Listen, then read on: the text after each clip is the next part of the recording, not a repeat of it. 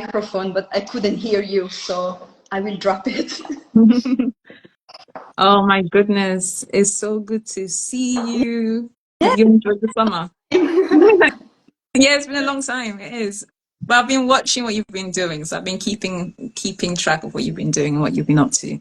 But I know you traveled, right? You went away over summer, didn't you? Yeah. Yeah. So this week is easing back into Yeah. work. Yeah. Back to school craziness. Yeah. Yeah. Uh, yeah. So okay. So let's get to it. So Consuelo, it's so good to have you here. You are the expert yoga teacher. Uh, you are, and I know that you're kind of like your specialty is health and wellness, especially with regards to stress and managing anxiety. Correct. So, you know that my own space is financial literacy and financial education, but I specifically talk about how people can manage money-related stress and like and everything that comes with that, because people do struggle. They do really get panicky, or they do really get just going through the struggles of just trying to pay bills and do all these kind of things. And then what shows up is they're not able to maybe plan, strategize, or even live their lives because they're just consumed with stress and anxiety. So I know that with regards to yoga, I tried yoga with you for the first time last year. And like a lot of people in my community, and when I talk about my community, I talk a lot about the Christian community. There's this like misconception about what yoga is and the benefits of yoga. And a lot of people talk about it being like, oh, if you do yoga, you're opening yourself up to darkness and all this kind of stuff. And you can tell I'm from the other group where I feel like yoga, I know that because I've actually experienced it, that yoga is more to do with like stretches and exercise. And I know when I tried it with you, the relief I felt, and I didn't even realize that I was actually under a lot of stress at that time. But after we went through our yoga session, it was just like that relief that, ooh, where did this come from? And I don't know if you remember, I actually cried because I didn't realize how much stress I was holding on to. And then, yeah, tears fell. I remember sharing that with you that, oh my goodness, like, wow, that was amazing. So, yeah, that's the reason why I wanted to actually share with others. Like, let's talk about this. Let's explore the real benefits of yoga. This is really the reason why you're here. Guide us through that. So, yeah, Consuelo, tell us like a little bit about what you do and the kind of the audience that you actually work with. Yeah. So my name is Consuelo. I'm originally from Italy, and I've been practicing yoga for many, many years. So I'm a yoga teacher. I also facilitate like sound baths or sound meditations, which are really amazing. Another amazing way to really relax and tap into that relaxation and, you know, like broadening your perspective and with ceremonial cacao is again like a drink that is kind of a special drink coming from South America that, you know, is also drunk very mindfully, and is also allows you really to reach deep states of relaxation. And I'm also recently a mind-body coach. Yeah. So I work like privately with people to go through like what they're called like somatic transformation, which means, you know, if you want to change habits of some sorts or behaviors, like we work through your body, you know, like through movement, breath. So the yoga and all the elements I'm trained with, they all come together. So I work, yeah, either privately, and I also host workshops in corporates as well. So you work with people from all walks of life. Yeah. From different backgrounds. So in your experience, what kind of ways has anxiety or stress showed up in people's bodies? Yeah. So, well, first of all, is like the physical manifestation So, like body aches and pains, tension, especially in the neck, in the shoulders, a lot of lower back, Yeah.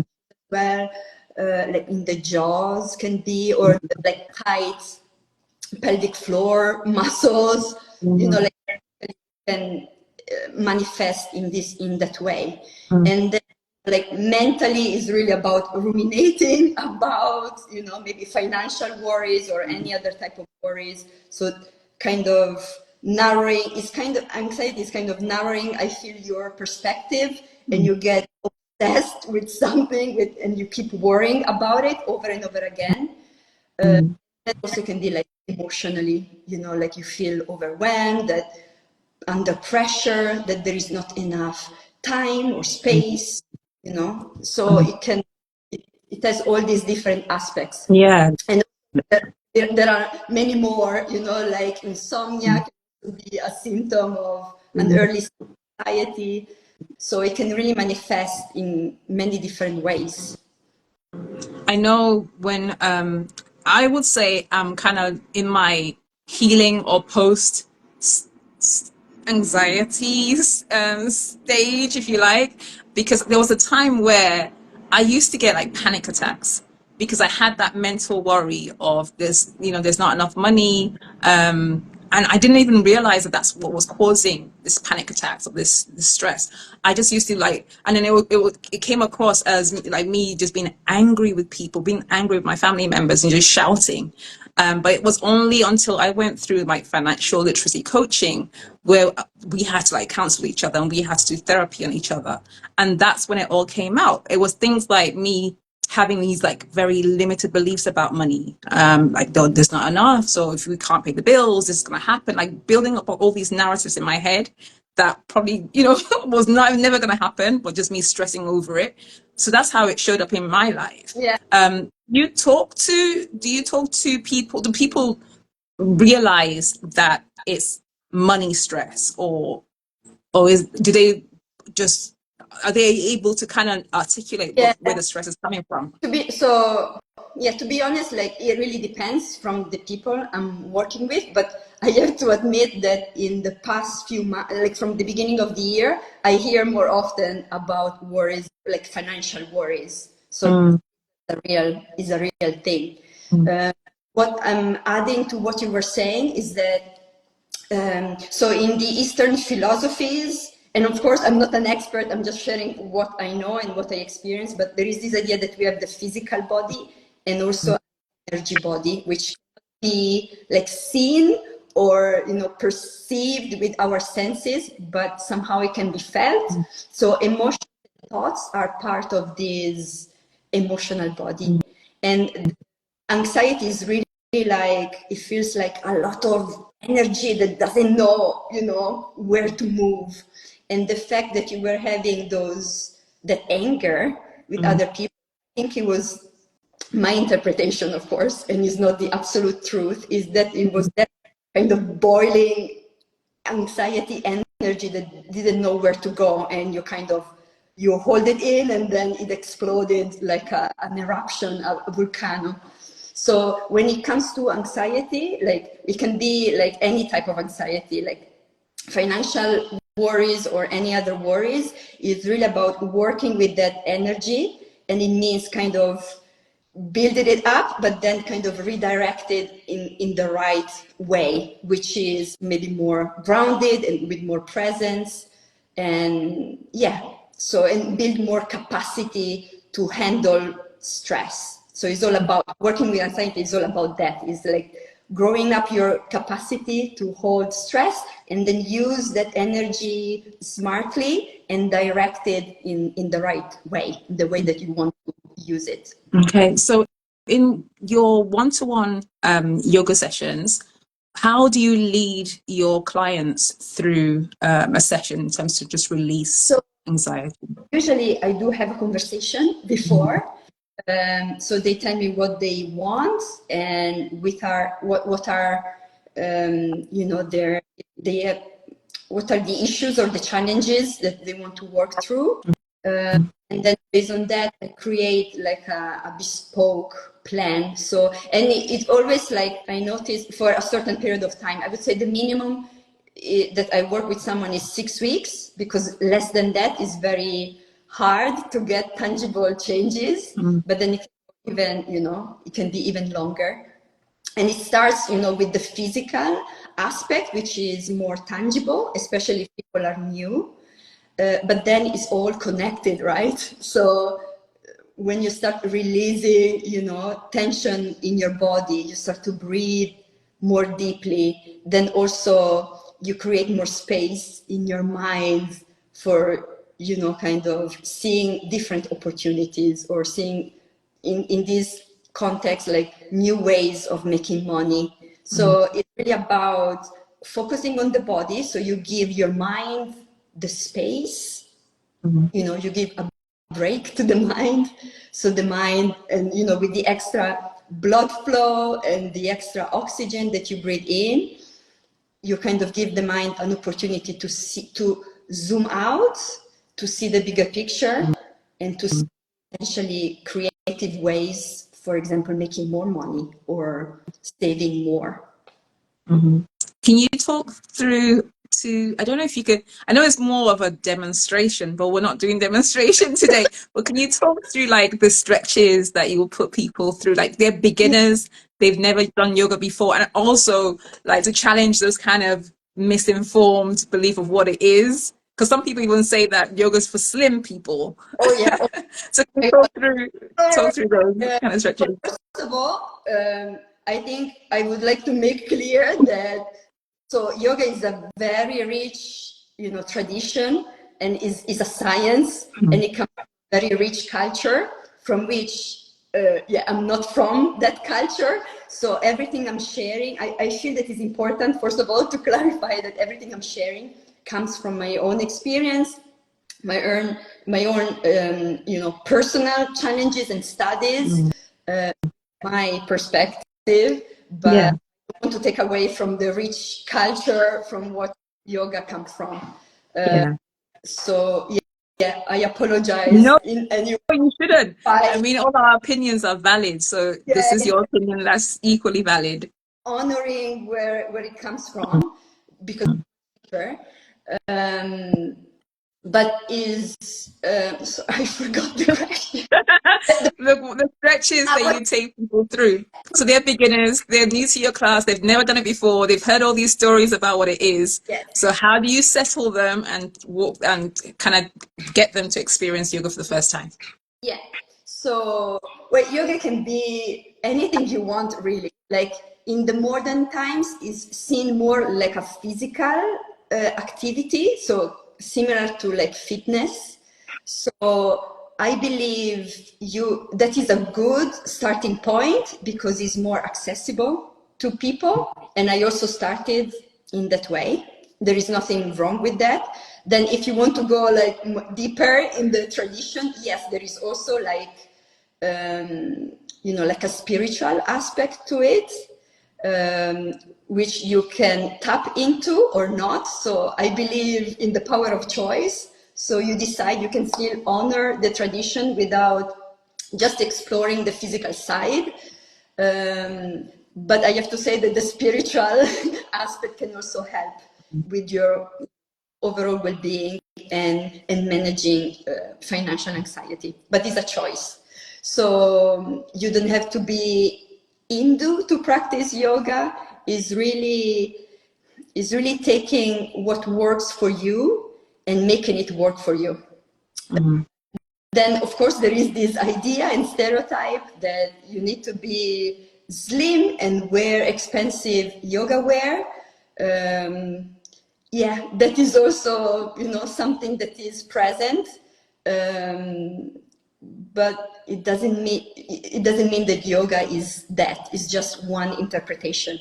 So you can take what does serve you and then leave the rest. In any case, I would say give it a try, and maybe try more than one yoga class. I remember, like, the first sound bath I attended, I was so bored. It's like, a gong bath. And it's like, I cannot do This is so boring. And then try again and again and again. And yeah, so give it a try more than once, I would say. Maybe try different styles, different teachers. There are so many resources, also free resources online on YouTube. There are many community yoga classes in every London neighborhood. So I would say start small, start simple, and then take what you like and build on top of that. Mm-hmm. Can you share a little bit about, so for example, I'm a Christian, so I know that when I do yoga, it's more about exercise and the stretches and the poses, and not so much of the spiritual aspect of it. So I know I can separate the two. But to be honest, when I actually do the yoga exercises at home, I feel led, at the end of it, I feel led to like pray. So I know there's a spiritual connection that happens with me, but I do it with my own faith. Can you talk to me about how do you lead a Christian who wants to, like, in terms of meditation, or like, how do you manage it in terms of your mind? So I know you also practice mindfulness, but how do you actually lead that? I feel that, this we are going I know difficult. it's. So I know you led me through meditation, and it wasn't a case of I'm being led into darkness. But how do you talk to somebody to be quite present? First, I would need more information about what they mean about darkness. Also based on what I know about Eastern philosophies and traditions, sciences, they talk about the yin and the yang, the Tao symbol is black and white. So there is a lot of, talking about light and darkness, and what my interpretation of darkness is those parts of ourselves that we kind of decided at some point in our life not to look at, and to hide and to push down. And then sometimes when you do yoga or meditation, when you have these experiences regularly, then sometimes those dark sides of you, those parts of you that you have suppressed and tried to hide about you, they come up and they give you a nudge, and because they want to be seen and acknowledged. So for me, when I talk about darkness, is about that. It's about those parts of ourselves that we decided at some point to hide and to push down. They come up with regular yoga practice. And so then I change my hat into the coaching hat. So it's really, how do you work with those strong feelings, strong sensations, and thoughts and beliefs? And how can you, in the same way I mentioned about the anxiety, how do you use this darkness to kind of use it in the right way for your own evolution and your own transformation? Yeah, so in following in your interpretation then, so a lot of us might just be going day to day, doing what we have to do, not dealing with some really, really issues, some, hard issues, not facing that, but just like living our lives. So when they are sat with you and then you're coaching them, what kind of, so what can they take away from your session that they can now do and including their day-to-day? So there is, all of this is kind of based on my knowledge of the stress stress cycle. So when there is a stressor coming at us, all this that we have to do, the responsibilities, a limited amount of time, we feel under pressure. So there is a natural mechanism of our body. It does start this stress cycle. So it starts recruiting all energy from our body. And that's why also our muscles contract, because they're preparing for how to respond to that stress. So it can be, if someone throws a ball at you, you can catch it, you can move away, you can use a baseball bat, and so it's kind of the first phase of the stress cycle is really your body is getting ready. What shall we do with this stress or this worry? And then there is the action point. So you might, shout at someone, you might withdraw and just go away. There are different ways you can respond. But then all like the third phase is more like I call it like a digesting phase, where it's like you reflect back to that situation and say, oh, why did I shout, or why did I choose to leave the room? Like, what were the feelings coming up? Really, like, it's like staying with the feelings. Oh, Consuelo, we're losing you a little bit. I don't know if it's my Wi-Fi, but I couldn't hear what you were just saying just then. Okay, I can hear some background noise. Yeah. So what I was saying is that the third phase is really digesting what happened and what was your response. So it's really about staying with the feelings and going one layer deeper, like what this feeling mean. So this is part of the somatic coaching, to kind of help the body to process the stressful situation. And then the fourth phase is the relaxation. So once you kind of make a meaning of how you responded and why you shouted or you left the room, then, and you process that and you make a meaning of that, then you can, so it's time for your body to recharge. So like relaxation, or like meditation, or just lay down on your back and rest for 5 minutes, allowing the body to and the mind to process everything and integrate. So this is kind of the standard cycle that I usually follow with clients. And yeah, and sometimes in normal lives, because feeling the feelings is hard, we kind of stop at step 2. So like recruit all the energy to fight or leave the room. Fight or flight. That's it. And we close the chapter and we move on. So we don't do the feeling part. Is though crucial to really process emotions, anxiety, and any other type of emotion.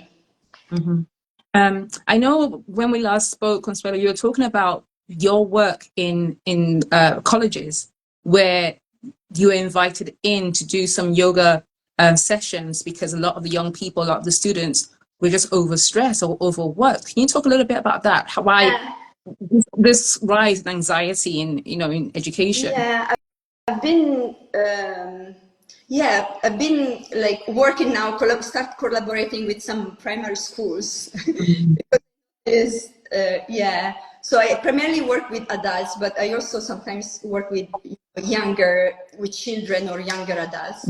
And I've been working with and talking recently with some primary schools, and they really say that there is a rise, unfortunately, of anxiety and in young children, like 8 years old.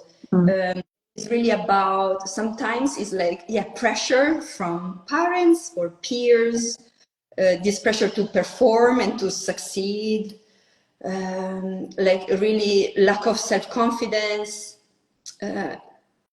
So unfortunately it is on a rise.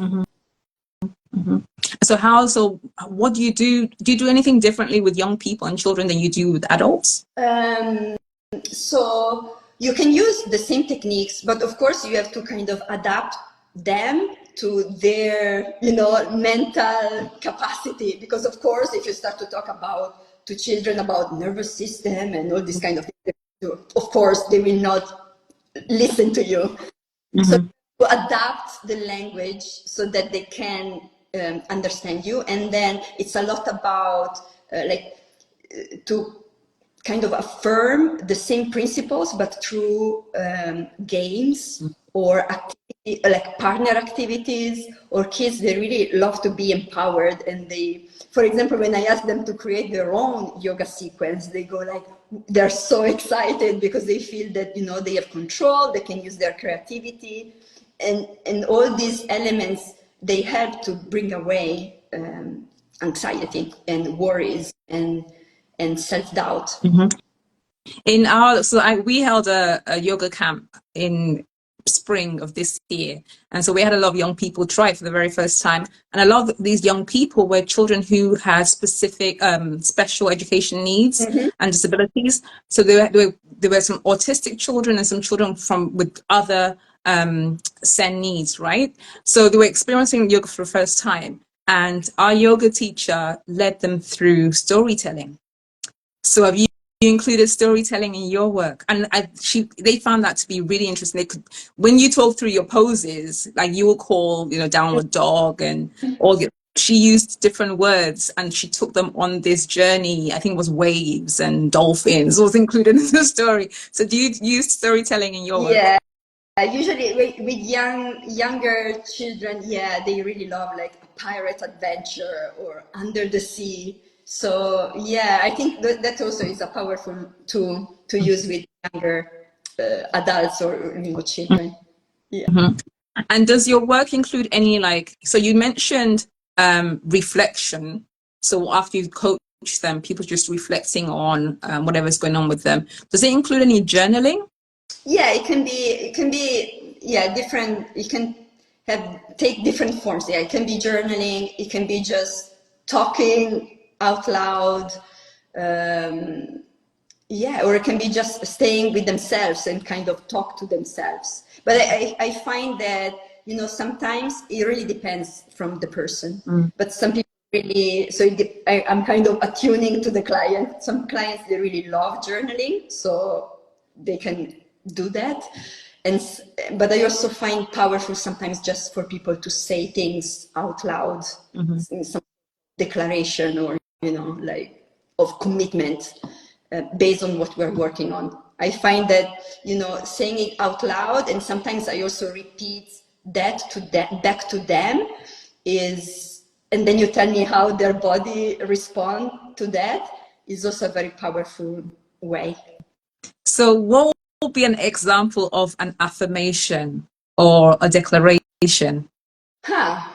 It can. So one that I personally use, because I'm still working on my money mindset to this day. But one that at the beginning of this journey was actually it's not my affirmation. It comes from Gabby Bernstein, which is a spiritual teacher, and the affirmation was, "There is enough to go around."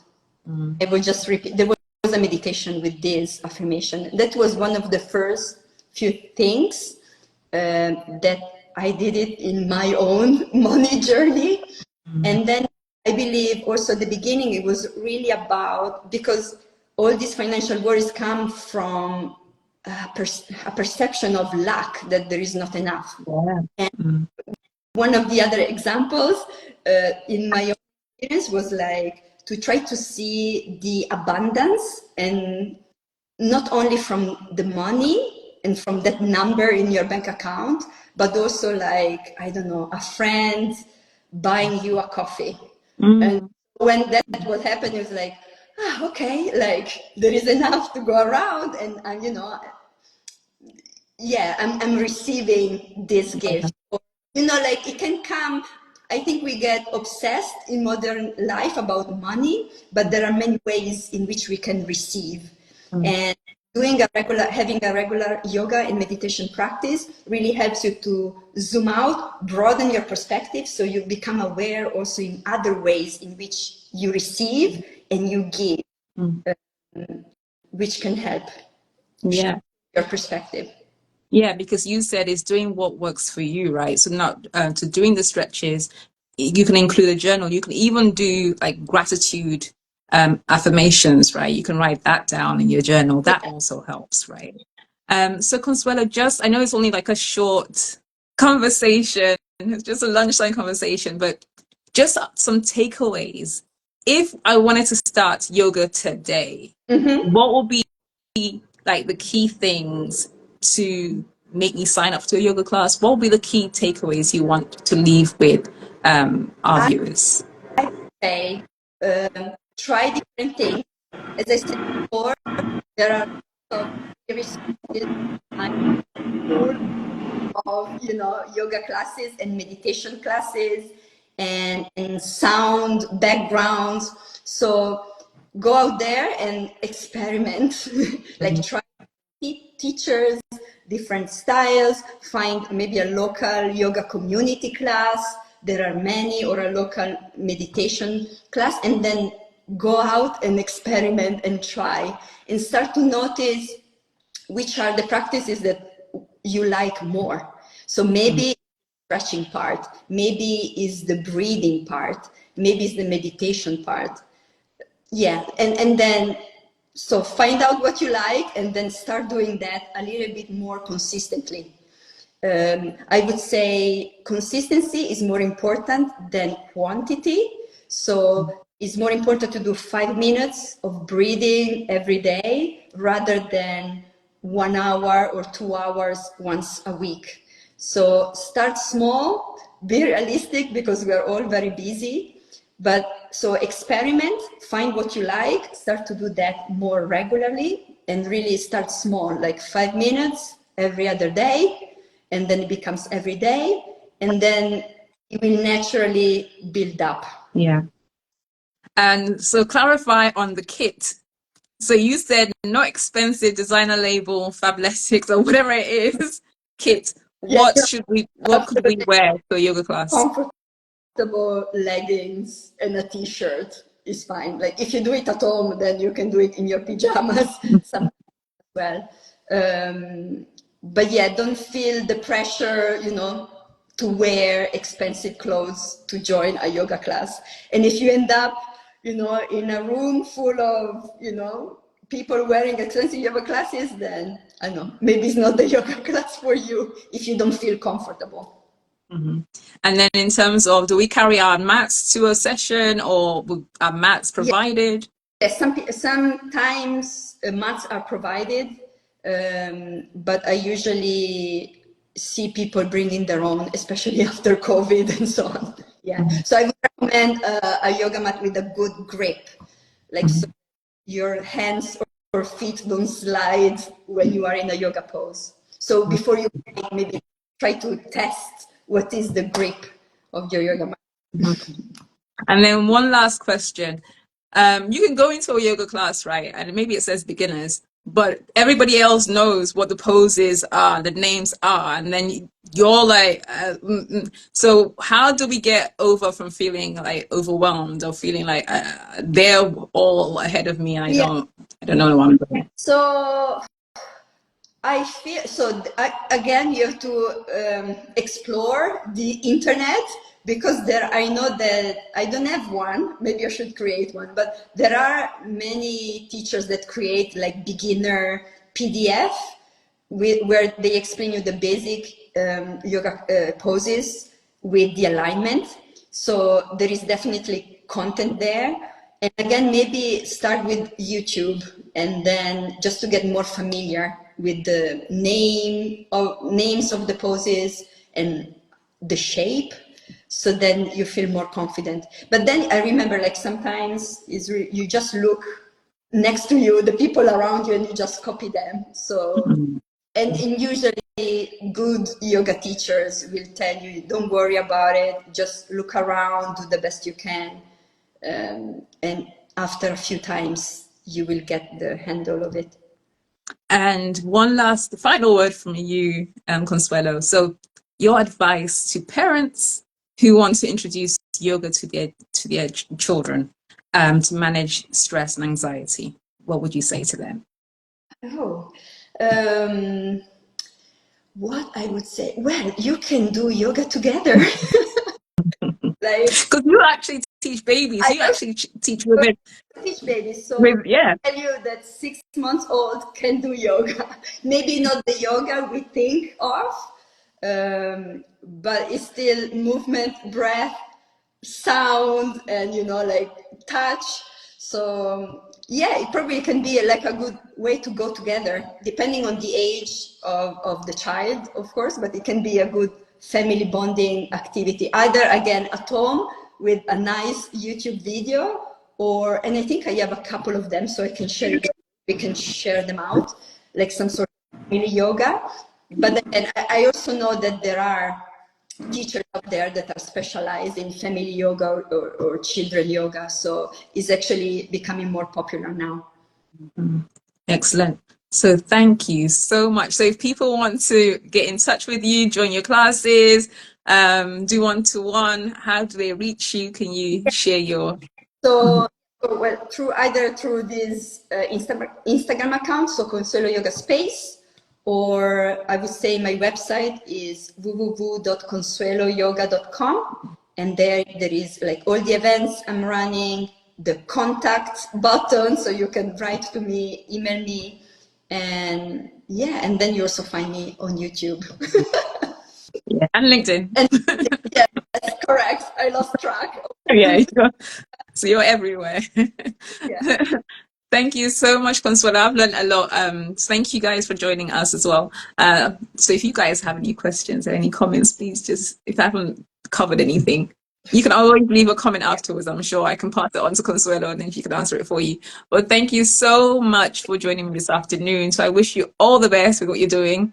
Hopefully, future camps. Yeah. Although it's London and I'm now Birmingham. So Great. It was good to see you. and Thank you.